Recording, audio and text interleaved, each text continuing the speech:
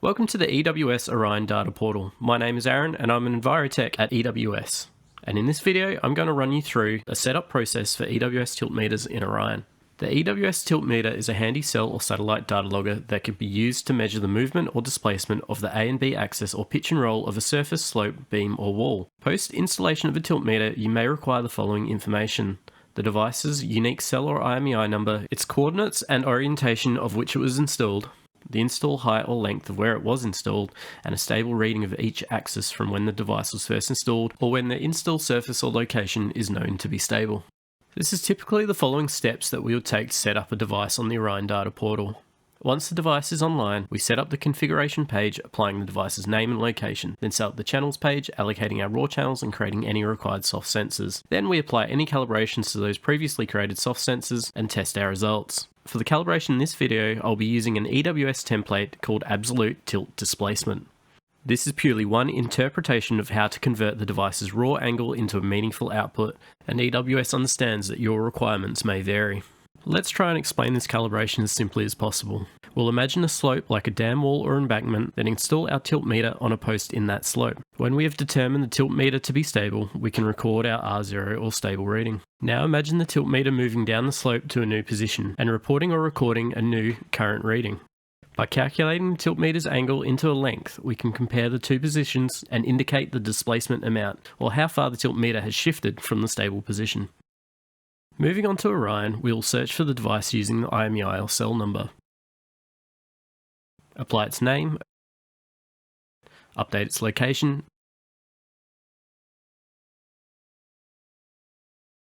set the install date, appropriate time zone offset, and add any required client and site tags.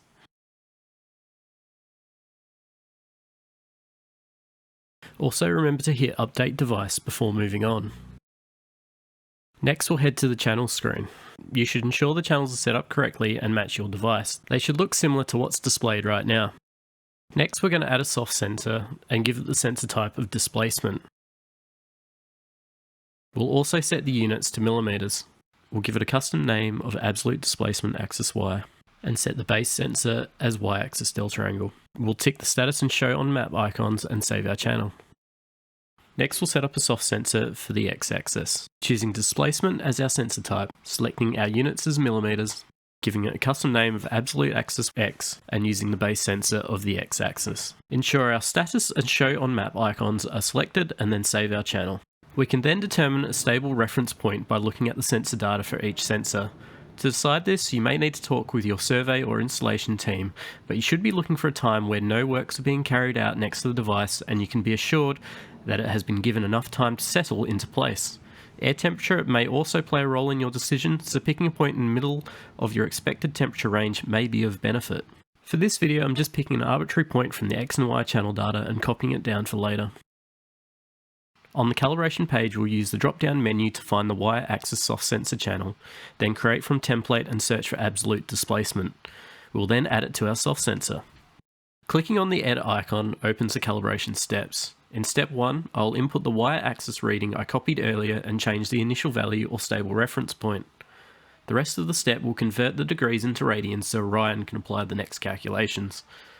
The next step is to add our structure height or length into the steps 3 and 4, keeping in mind the higher this number is, the larger the expected displacement figure will be. In this instance, we're going to imagine this device is attached to a post about 1.5 meters above ground. The final step simply converts the output of the equation back to millimeters. Remember to hit save before exiting. We can repeat this for the X-axis, choosing our X-axis soft sensor and applying the absolute displacement template. Copying our stable reading from earlier in step 1 and inputting our height of 1.5 meters into steps 3 and 4.